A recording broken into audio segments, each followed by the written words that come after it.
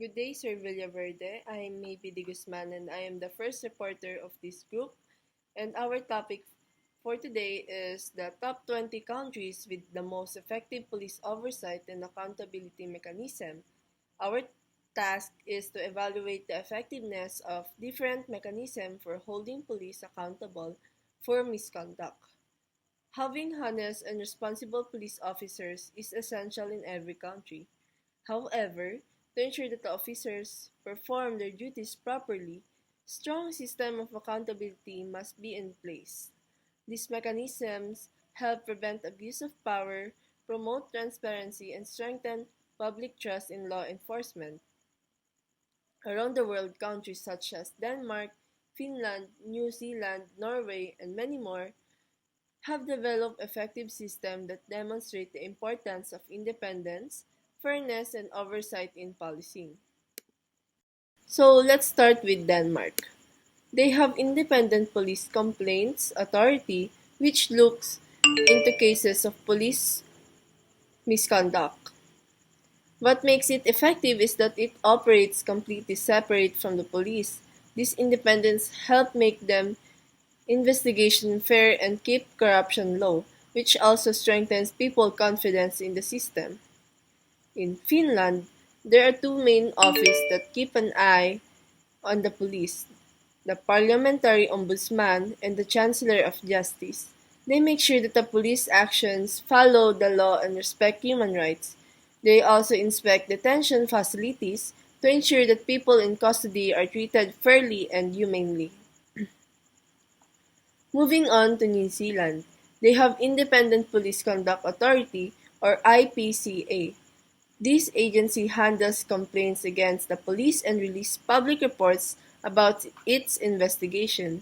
Since everything is open to the public, it helps maintain transparency and trust between citizens and law enforcement. In Norway, there's the Bureau for the Investigation of Police Affairs. It is charged of the investigating serious cases involving officers because it's completely independent from the police. People can trust that the investigations are fair and transparent. Next is Sweden. Also has a strong oversight system. The Ombudsman and the National Audit Office make sure that the police follow legal and human rights standards. Their work encourages ethical and policing and enforces respect for the rule of law. Now, in Germany, police oversights happen both nationally and each state.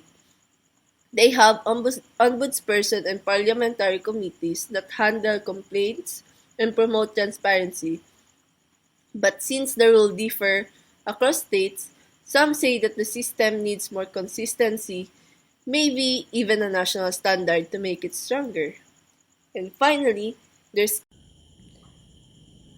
next is Netherlands. Here, police accountability is strengthened through the National Ombudsman and the Inspectorate of Justice and Security. They independently investigate complaints and assess how police handle cases.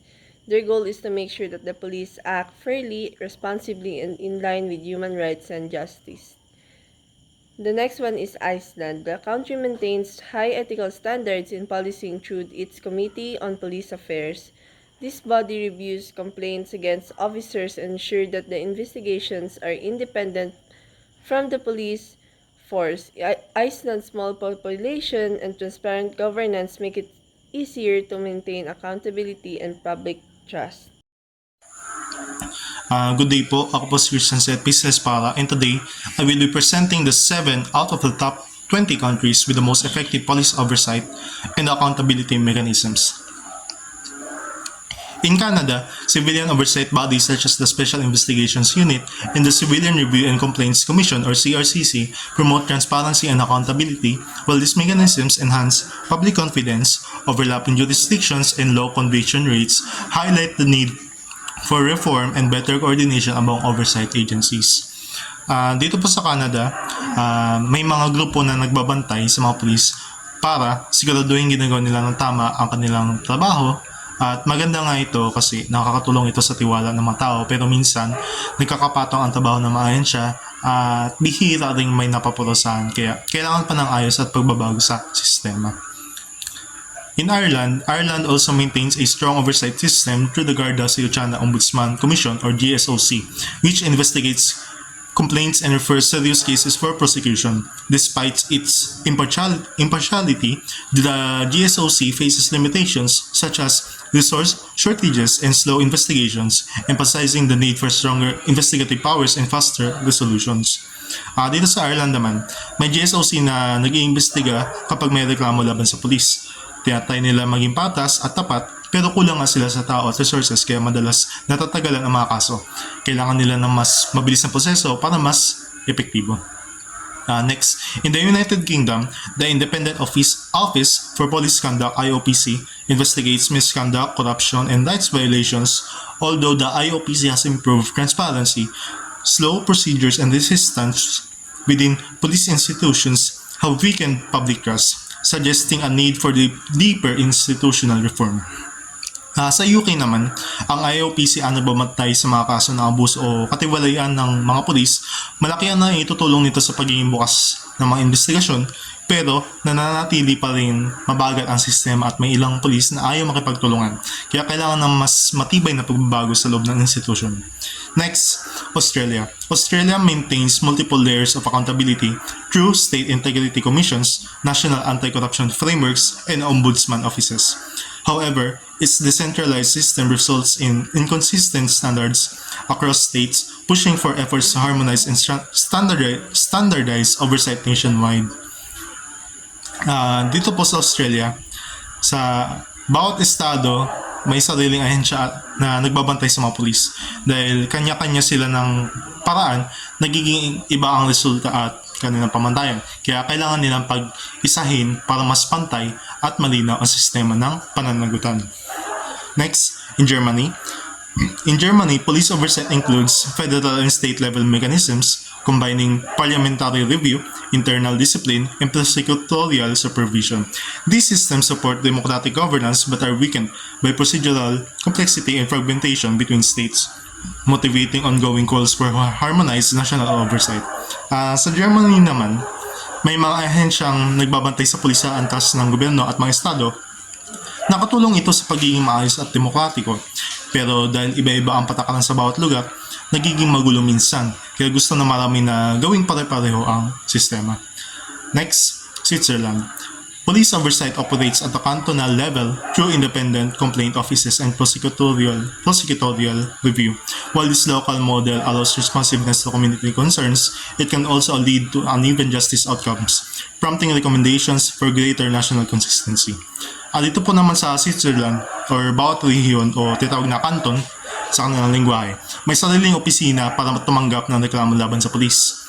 Maganda ito kasi mabilis silang makausap ng mga tao. Pero may problema dahil hindi pantay ang paraan ng paghawak ng mga kaso sa bawat lugar. And next, Austria. Similarly, Austria ensures police accountability through the Volkswanschaft and disciplinary courts that monitor human rights compliance. Despite improved preventive monitoring, limited disciplinary results and weak external powers remain challenges, signaling the need for greater independence and transparency at kapangyarihan. Kaya gusto ng iba na mas palakasin pa ito para mas maging bukas at patas. Yun lamang po. Thank you.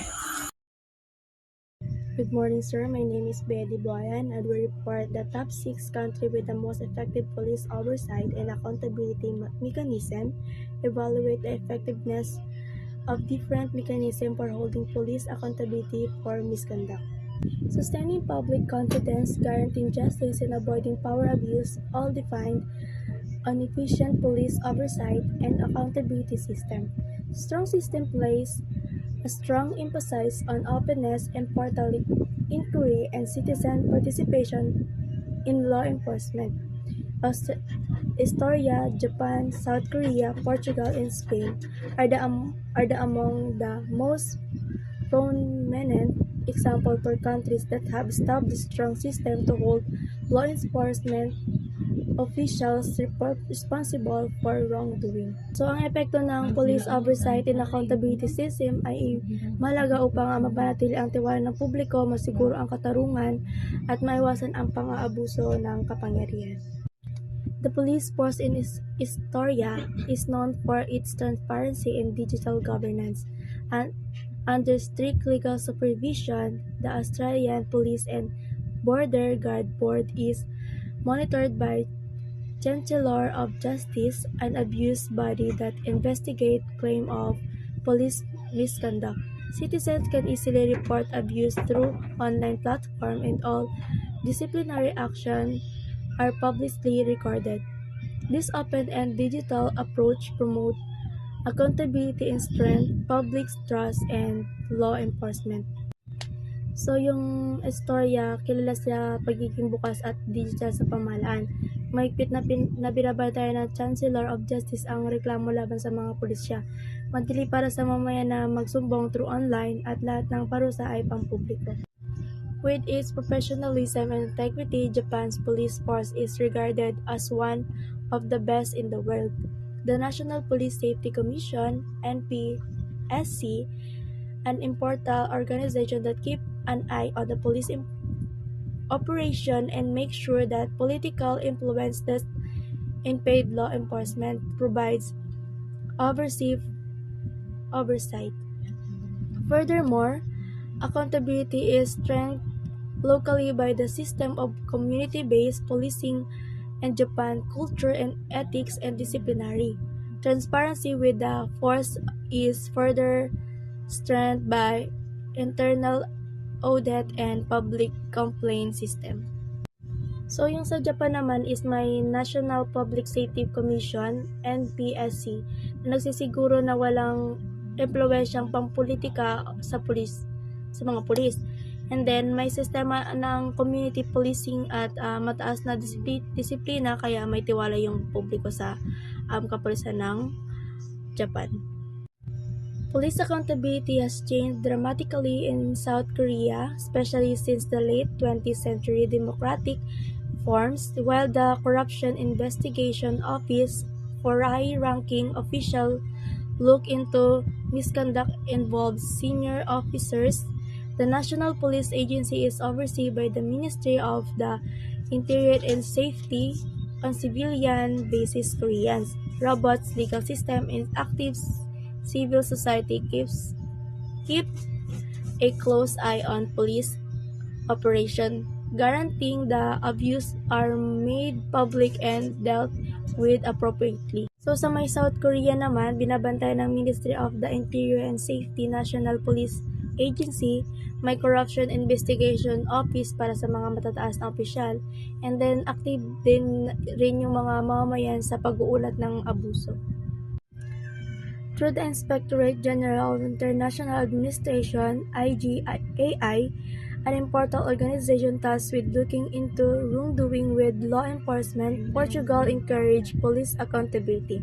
To make sure the officer follow the highest ethical standard, IGAI has the power to carry out disciplinary action with surprise inspection. The system reduce cooperation and preserve openness in Portugal's police force. So yung sa may Portugal naman, may Inspectorate General of International Administration or IGAI na magsasagawa ng investigation at parusa sa mga lumalabag na pulis upang mapanatili ang katapatan at transparency. Lastly, Spain combination international disciplinary mechanism with the judicial oversight. The civilian guards and national police are subject to international affairs investigation, as well as Defensor del Pueblo, who act as an independent mediator between citizen and the state. Spain democratic transitions mechanism ensure the public remain accountability and respectful of human rights. So sa Spain naman, may International Affairs of Ombudsman or Defensor del Pueblo na tumutulong sa mga mamamayan laban sa mga pulis. Pinapatibay nito matapos ang demokratikong pagbabago ng bansa upang mapanatili ang respeto at karapatang pantao. Belgium is recognized for maintaining a strong framework of police oversight and accountability aimed at ensuring professionalism, transparency, and public trust in law enforcement. The Belgium system integrates both international and external mechanisms to monitor police behavior and investigate allegations of misconduct. The comprehensive approach has positioned Belgium among European countries with relatively effective police oversight system. So yung Belgium ay kilala sa pagkakaroon ng matatag na sistema ng pagsusubaybay sa mga pulis. Layuning mapanatili ang pagiging bukas or transparency at tiwala ng publiko sa mga tagapagpatupad ng batas.